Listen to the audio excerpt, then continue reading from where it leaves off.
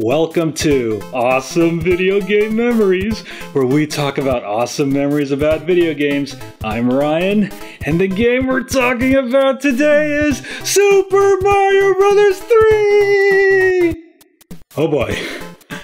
So what can I say about one of my personal favorite and possibly one of the greatest games of all time, Super Mario Bros. 3.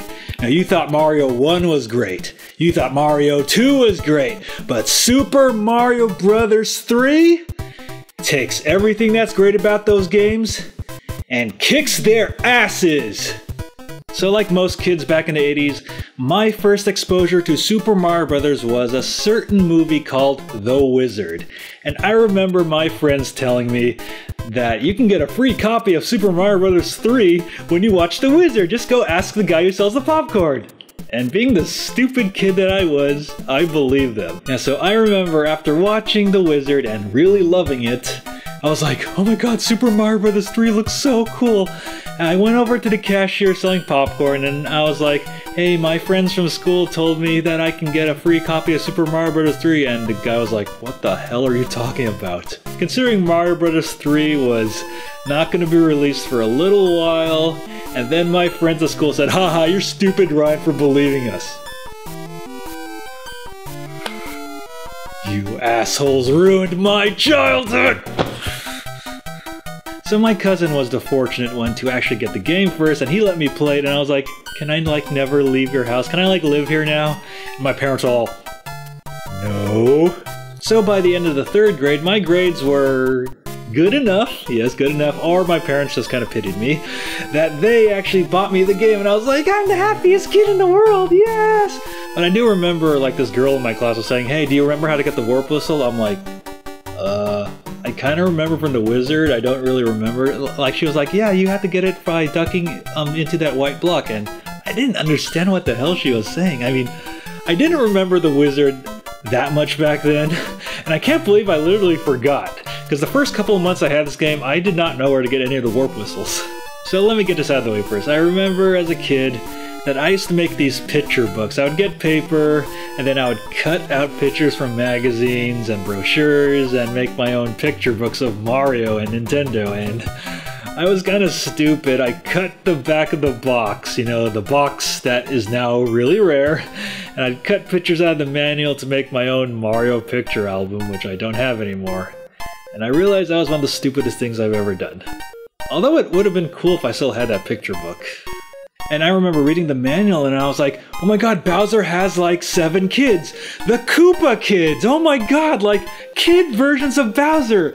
Larry Koopa, Morton Koopa Jr., Wendy O. Koopa, Iggy Koopa, Roy Koopa, Lemmy Koopa, and Ludwig von Koopa. I still remember all the Koopa kids to this day because they're in all the games. The Koopa kids are fucking awesome! And my cousin and I would have so much fun playing the recreation of the original Super Mario Bros. In this game that you can access as 2 players, and it was really, really cool. While the graphics were a little more updated compared to the original Super Mario Bros., it was still very fun. And wow, I still haven't actually talked about the gameplay yet. So since I got this game in 1990 when I was in the 3rd grade, I was kind of coming off Super Mario Bros. 2, and I was like, whoa, this is actually a lot like the original Super Mario Bros. Where you get to hop on enemies, but this time you get power-ups. You get, you know, you get the fire flower, but now you get like the raccoon tail, and then you get the P-wing, and then Tanuki Mario. I didn't even know what a Tanuki was, and then you get Frog Mario, then Hammer Brothers Mario, which wasn't in the manual, but still, like you had so many variations of Mario, and it was awesome. And this was the first Super Mario Bros. Game where you got to see your levels on the world map, and the world map was huge for every level. Well, not all the levels, but definitely very big. And personally, I thought the level design was very, very ingenious in this game. Like, there's like levels where, you know, like you have the standard levels, and then at the end of each level you get like a card. And I also do remember there's some side-scrolling levels, and I remember in the 3rd level where you actually have to like run away from a giant fish trying to kill you, and even though you kill the fish, it still comes back. You're like, holy shit, this is almost as intense as the Phantos from Super Mario Bros. 2. And yeah, the levels were pretty amazing. Like, you know, there was grassland, desert land, waterland, giant land. Now, giant land was actually one of my favorite levels because you got to see all the enemies in like giant form. And then, you know, there's cloud land, and then there's a winter land, and then pipe land. I like the music here. And it was kind of funny too. I remember reading a lot of magazines and they would never show Darkland, like anywhere. And I remember going into Darkland and I was like, am I in like the Mario version of hell? Like, holy shit. Oh yes, and let's not forget about Karibo Shoe, which actually wasn't in the manual. I had to look at a guide to realize what Karibo Shoe was. It was kind of cool, like hopping in that shoe and hopping on Spinies for the first time ever. And while most of the levels in the original Super Mario Bros. Were mostly straightforward, the level design in this game is like super ingenious. I mean, there's so many platforms, there's like P blocks, there's like music blocks, there's those directional blocks like you can use, and then there's like fortresses where you get to fight fortress boss Boom Boom, and then there's the airships at the end of every level where you have to fight the Koopa Kids because the king was transformed with the wands. And these airships were pretty intense, man. Like, just look at these airships, dude. Yeah, and I do remember Ludwig von Koopa's airship was really huge at the end of World 7. Yeah, and there were some pretty crazy levels in this game. Like, I remember this one fortress where there was no enemies and it was just a whole bunch of blocks, but then you press the P block and it would turn into coins and you had to find the door, and it was pretty crazy.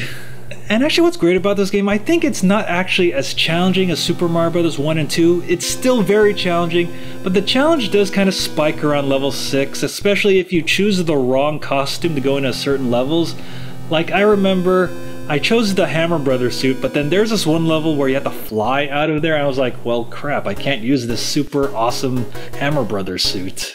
And of course, I do admit, I didn't get into the last level, the Dark World, without using the warp whistles at first, because it took so long just to get through this game from beginning to end, and there were no passwords, so you kind of had to play this game for a very long time if you wanted to experience everything. And yes, I did discover you had to duck under the white block to get the first whistle, and then there's the whistles in the fortress and in the desert level. Yeah, I do remember randomly getting that ship with all the coins in the Hammer Brothers fight at the end. And I also do remember the boss fights with the Koopa Kids were really fun, although I had a little trouble with Lemmy Koopa because he had all those extra balls. And then there's Roy Koopa where he would stomp and then the ground would shake. And yeah, and I do remember we used to make fun of Iggy Koopa a lot. We're like, Iggy Koopa's a nerd, he has glasses, just like me. Now let's talk about the last level, the Dark World, which is basically the Mario version of hell. Like, yeah, Bowser definitely chose a very hellish place to put his fortress, because I remember that first tank level, I was like, holy shit. And there was the ship level, which you can actually just swim under. And I also remember getting scared when you would walk on those platforms and then the hands would grab you like, holy shit! And then I remember the fortress being really hard. Like, you had to go through all these doors, but eventually it's beatable, but it's definitely a lot like a palace in Zelda for some reason. And then that last tank level, holy shit, like Bowser had his own private military. And I remember looking at his castle, I was like, that looks pretty fucking scary. And now, Bowser's Castle, I remember getting shot with the lasers at the beginning, and there's actually that one part where you can activate a glitch where you can duck under the block and then pass through, but then the lava part, then there's the Bowser statues that kept shooting fire at you, which wasn't difficult, but the jumps were kind of difficult to make, and then the fight with Bowser! Yeah, I kept trying to hop on Bowser, trying to beat him, because I didn't have any power-ups, but it took me a long time to discover that you have to let Bowser just destroy the blocks by making him jump on them. Although on repeated playthroughs, I did bring the Hammer Brothers suit, I did bring the Fire Flower suit to beat him, but it's definitely just better and more intense just having Bowser just smash the blocks while you try to avoid him. It's pretty intense, man. And of course, the princess jokes about, hey, our princess is in another castle. Just kidding. Oh, come on. Yeah, and actually what's cool, when you beat the game, you get a whole bunch of P-Wings in your inventory. Like, your entire inventory is filled with P-Wings, and I've actually repeated the game another 2 or 3 times because of the P-Wings. And also, I forgot to mention, like, all the bonus games. I remember the card game, the slots game, where you had to match up the pictures. And I remember the pictures were a lot harder to match up than actually the cards. And the cards I actually memorized. Although I don't remember them now, but it is pretty cool knowing that I was able to memorize all the cards back in the day. So wow, Super Mario Bros. 3, there's just so much more I could say about this game. I can literally talk about this game forever. I mean, it really upped the ante for the Mario Bros. Series, like bigger levels, the Koopa Kids, like bonus games, like you just gotta play it, man. There's just not enough awesome things I could say about this game.